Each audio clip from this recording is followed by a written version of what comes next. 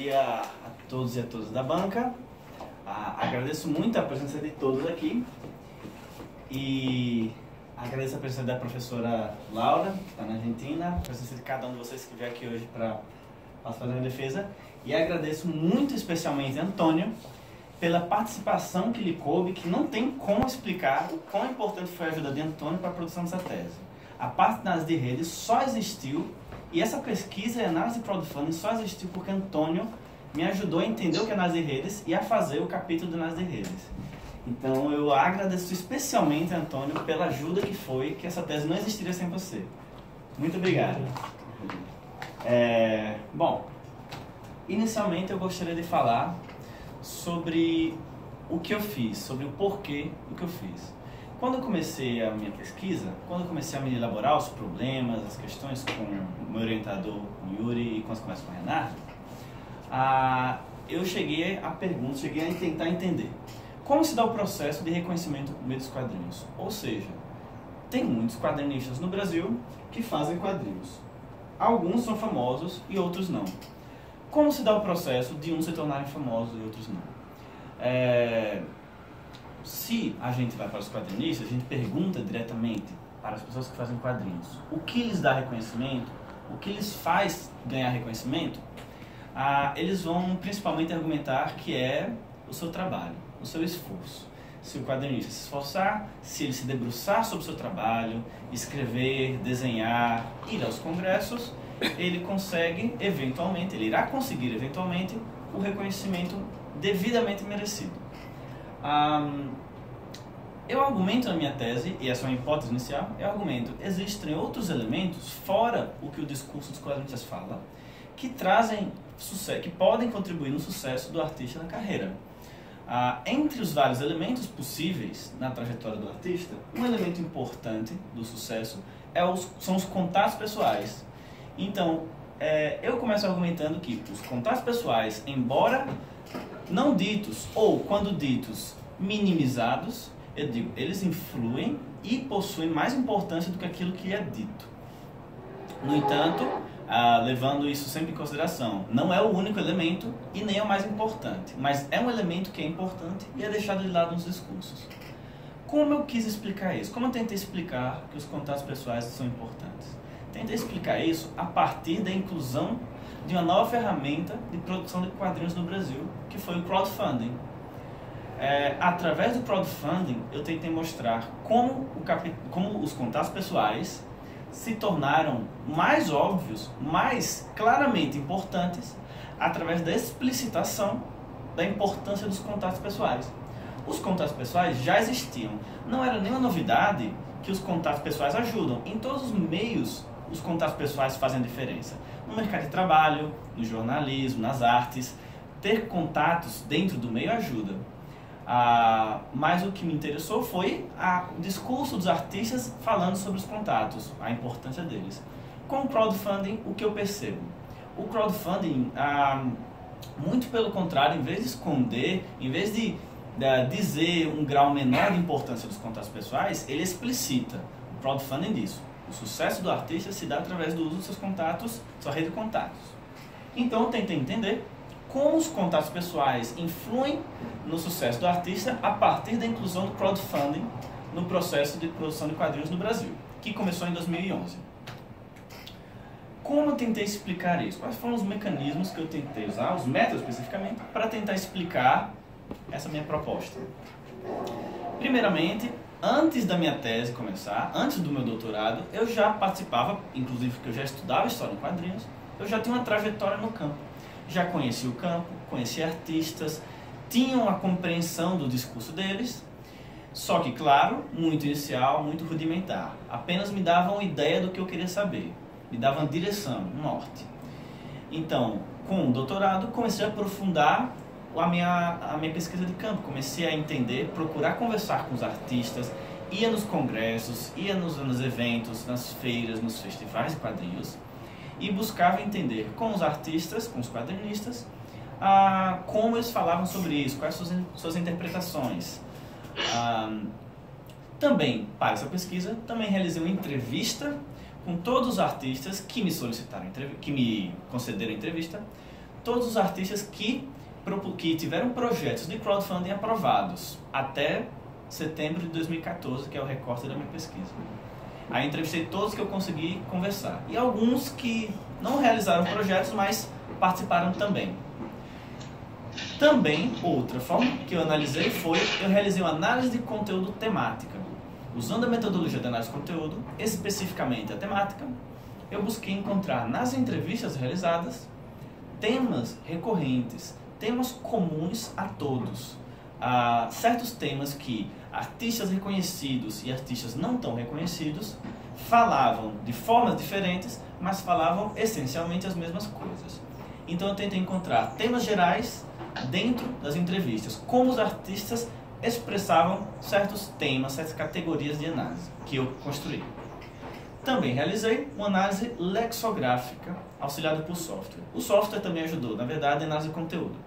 A análise lexográfica é uma análise das palavras usadas nas entrevistas.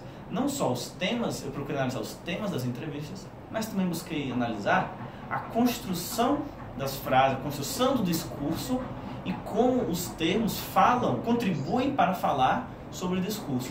Como a escolha das palavras não é acidental, não é aleatório, mas tem um significado, possui um certo sentido, contribui a explicar. E por fim, também realizei, não em ordem cronológica, claro, também realizei uma análise de redes dos projetos aprovados por crowdfunding até setembro de 2014, com os projetos aprovados e os apoiadores em comum. Bom, esses métodos, eles todos são usados porque, em junção com uma sugestão de Yuri, eu busquei fazer uma triangulação de métodos. Eu busquei usar vários métodos distintos, mais ou menos distintos, para tentar explicar o mesmo fenômeno social, de modo que o mesmo fenômeno possa ser observado por vários ângulos distintos e tentar compreender como ele funciona através de várias perspectivas, vários olhares distintos para o mesmo fenômeno. Isso, inclusive, levou a que eu não me aprofundasse em nenhum dos métodos, não me aprofundasse completamente em análise de redes, não aprofundasse completamente em análise de conteúdo, porque, por um lado, eu não me propus nesse trabalho a fazer um trabalho de puramente análise de conteúdo, ou puramente lexográfico, ou puramente etnografia, mas eu usei o auxílio de todos até um ponto que eu consegui. Por outro lado, também tem um limite pessoal da minha pesquisa, que eu não conseguiria analisar profundamente todos os métodos em um tempo de um só doutorado. Então eu realizei uma análise média, por assim dizer, métodos distintos, de forma a realizar essa triangulação dos métodos. Quais foram os resultados iniciais obtidos? Principalmente, eu confirmei de formas empíricas que os quadrinistas argumentam que o mais importante é o esforço pessoal. O mais importante para o sucesso, para conseguir publicar um quadrinho, para se dar bem no mercado de quadrinhos brasileiro, é o esforço pessoal. Ou seja, se o quadrinista se esforçar, se ele merecer, se ele se empenhar, como diz aqui o próprio entrevistado, se ele insistir, uma hora ou outra, ele vai ser um autor com muitos editores que gostam do que ele faz, independente da análise da conjuntura de mercado.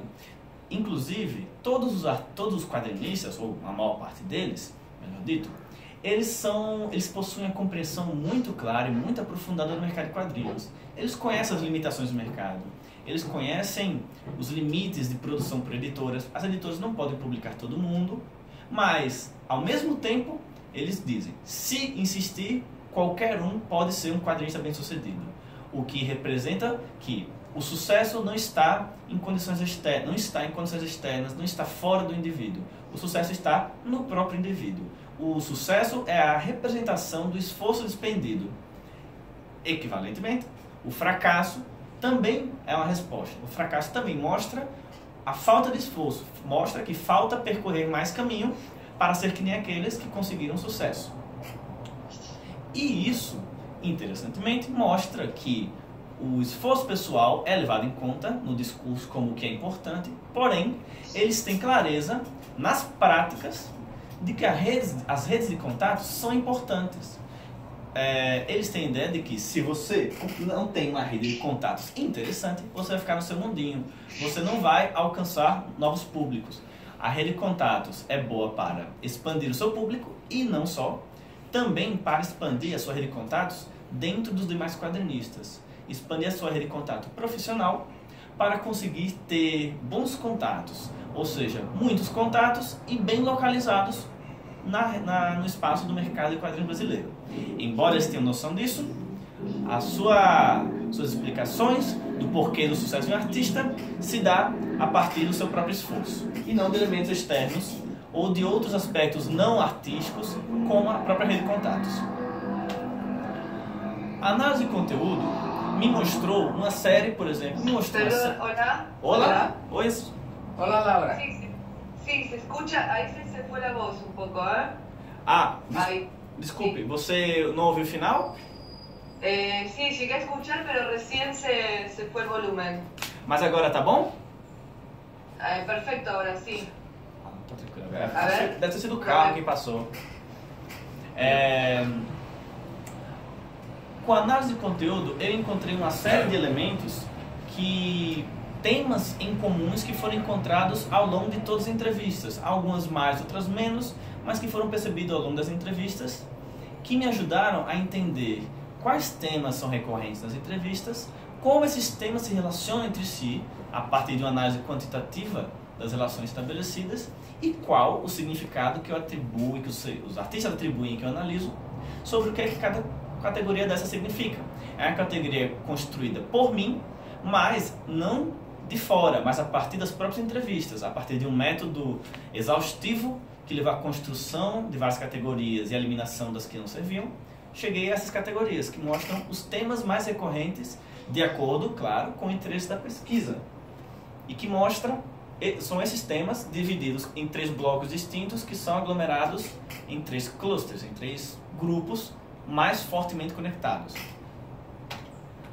E a análise de redes me mostrou as relações estabelecidas entre os projetos aprovados.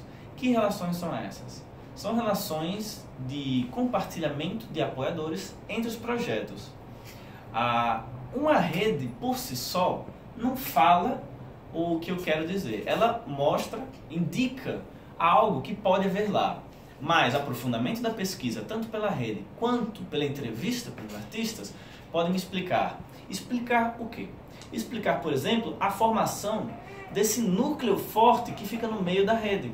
Esse núcleo de 5 projetos, onde todos possuem muitos apoiadores em comum. Tendo uma observação dessa estrutura na rede, eu fiz uma pergunta para os entrevistados. Para os entrevistados desses 5 projetos, eu perguntava se eles conheciam os demais entrevistados, perguntava se eles mantinham certas estratégias de compartilhamento de informações, se eles ajudavam os demais, porque isso é a triangulação de métodos, é usar vários métodos distintos de forma a observar paralelamente o mesmo fenômeno social e entender por vários ângulos distintos ao mesmo fenômeno. Essa análise da estrutura da rede me mostrou uma certa configuração e as entrevistas contribuíram para ver o que os artistas falam sobre essa estrutura formada, como eles falam, como eles apresentam a sua explicação dessa estrutura formada, corroborando com as informações de que sim, não é acidental essa estrutura formada. Eles se conhecem, eles compartilham ativamente, intencionalmente, eles compartilham o projeto dos amigos e eles esperam que os amigos compartilhem seus projetos. Então, notou, não só pela estrutura, mas pelas entrevistas, que existe sim uma grande importância dada ao uso dos contatos pessoais, porém, como algo que não é o mais relevante, como algo que acontece, mas cuja importância é diminuída na frente do esforço pessoal, do sentar, produzir o quadrinho e se esforçar até ser efetivamente publicado. Considerando que eu mostro ao longo da minha pesquisa que então os contatos pessoais se tornam explícitos, se tornam manifestos, inclusive pelo surgimento de novos artistas e novas editoras, que os meus entrevistados falam que com o crowdfunding muitos artistas não conseguiriam ter surgido se não fosse pelo crowdfunding. Por quê? porque esses artistas, dentro do mercado editorial, estariam impedidos, não conseguiam, pelas regras do jogo, não conseguiam acessar as editoras. Com o crowdfunding valorizando, além do normal, além do anterior, de como era, valorizam os contatos, novos artistas surgem. Então, eu concluo a minha tese afirmando que os contatos pessoais são explicitados, são tornados mais importantes agora, modificando, transformando as ações do campo, transformando as regras do campo que contribuem ou não no sucesso do artista, com a inclusão do capital social como algo agora claro, visível como mais importante. Porém, a minha tese tem alguns limites nos quais eu me encontrei e algumas possibilidades além. Esse surgimento de novos editores, novos quadrinistas, eu encontrei ao longo da minha tese pelos meus entrevistados. Quando tentei explicar, quando tentei entender quais novas editoras, quais novos quadrinistas surgiram, para de fato ter um dado palpável, eu percebi que isso é uma nova pesquisa completamente. São dados muito vastos, é muito difícil de conseguir explicar isso tangencialmente na minha pesquisa. Então, tentar entender como o campo está agora, a partir do surgimento de novos editores, novos quadrinistas, é uma pesquisa além da que eu fiz. Minha pesquisa eu parei explicando que sim, houve uma transformação, houve uma mudança, novos atores surgiram e novas regras foram incluídas. Então, analisar as transformações reais do campo se mostrou como limite, mas também como uma possibilidade futura de pesquisa. Para onde ir além com essa pesquisa? Tentar entender quais novos artistas, quais novas editoras surgiram por conta do crowdfunding especificamente. Considerando, claro, que o Brasil é um país muito grande e essa é uma explicação muito rápida de dar. Também, expandir os dados coletados, como o período da coleta e os valores, também ajudaria a entender melhor as estruturas formadas. Os meus dados acabam em setembro de 2014, porque foram os dados que o próprio site do Catarse me ofereceu. Então, analisando, expandindo, coletando mais dados para além de 2014, eu posso encontrar novas formas, novas estruturas, novos artistas que podem contribuir com mais informações sobre o campo. Também, realizando um aprofundamento na análise de redes, porque a minha análise de redes ficou em um nível não tão aprofundado assim, eu poderia encontrar mais estruturas e explicar de maneiras relacionais aquelas questões que são levantadas ali, mas que eu não aprofundo mais. E, claro, retornar aos dados à luz das análises. Pelo tempo e pelas condições que eu tive no doutorado, o ideal teria sido, mas não foi, o ideal teria sido realizar as análises estruturais, realizar entrevistas, voltar às análises estruturais com novas informações pelos dados levantados, voltar nas entrevistas a fim de fazer perguntas mais focadas e mais direcionadas aos problemas. Então, essas são os limites e possibilidades que encontrei, alguns limites e possibilidades da minha pesquisa para contribuir e construir no futuro o direcionamento futuro da minha tese. Muito obrigado, gente.